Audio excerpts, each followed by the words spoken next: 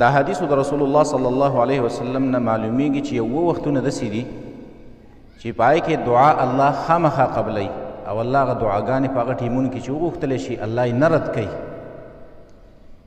اول نمبر حدیث کې راځي رسول الله صلی الله علیه وسلم فرمایي ان الدعاء لا يرد بین الاذان والاقامه فادعوا.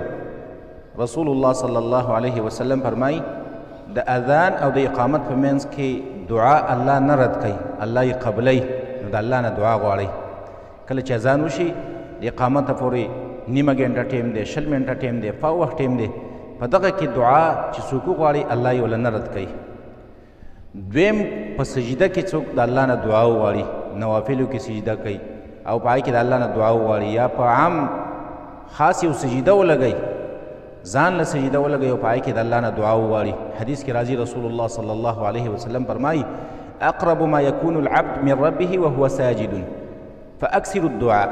رسول الله صلی الله علیه وسلم فرمایي د ټولو نه نږدې بنده الله ته په هغه وخت کې چې کله دا بنده په سجده کې نو د الله نه دعا غواړئ، ځکه دغه وخت کې دا بنده الله ته ډېر نږدې دی، الله یې دعا قبلوي. دریم چې دعا الله قبلوي، نبي صلی الله علیه وسلم فرمایي إن في الجمعة لساعة لا يوافقها مسلم يسأل الله فيها خيرا إلا أعطاه إياه. رسول الله صلی الله علیه وسلم فرمایي د جمعې په ورځ باندې یو خاص یو ګړی دی، یو ټیم دی، یو وخت دی، یو ساعت دی چې په هغې کې بنده د الله نه څه شی مو غواړي الله یې وله ورکوي. دغه ټیم کم ټیم دی؟ علما فرمایي دغه د جمعې په ورځ باندې چې کله مازدیګر نواله تر د نور د ډوبېدلو پورې دغه وخت کې چې بنده دعا وغواړي د الله نه الله یې وله دعا قبلوي.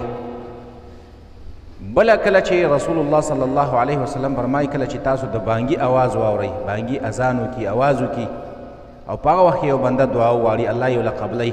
رسول الله صلی الله علیه وسلم فرمایي واذا سمعتم صياح الديك فاسألوا الله تعالى من فضله فإنها رأت ملكا. رسول الله صلی الله علیه وسلم کله چې بانګي اواز وکړي نو په دغه وخت کې تاسو د الله نه دعا غواړئ، ځکه هغه ملک ولیدله، هغه کې ملک هم راغلی دی په دغه ټیم کې، نو د الله نه دعا غواړئ الله یې قبلوي.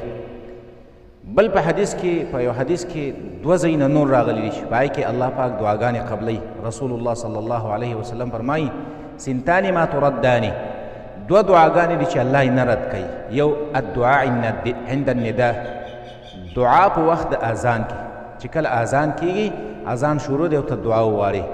او دویم وتحت المطر، کله چې باران شروع دی او د بارانه په وخت کې ته د الله نه دعا وغواړې، باران وریږي او د الله نه دعا وغواړې الله یې نه رد کوي، الله یې قبلوي. اووم نمبر رسول الله صلی الله علیه وسلم فرمایي چې من تعارى من الليل، څوک چې د شپې رایږ شو او دا یې ویل چې لا اله الا الله وحده لا شریک له له الملك وله الحمد وهو على كل شيء قدير، او بیا یې دا ویل چې الحمد لله سبحان الله لا اله الا الله والله اکبر ولا حول ولا قوة الا بالله. دا الفاظ ویل او دا کلمات ویل او ثم قال اللهم اغفر لي، بیا یې داسې ویل چې الله ما معاف کړي، او دعا یا یو بله دعا وغوښتله نو استجیب له، الله به د دې بنده دا دعاګانې قبولې کړي، الله به وله دا دعا نه رد کوي، الله یې وله خامخا قبلوي. دا اووه وختونه داسې دي چې په دې کې الله پاک د انسان او د یو مسلمان بنده چې کله شرعي دعاګانې او د حرامو دعا نه غواړي نو الله پاک یې وله دعاګانې قبلوي.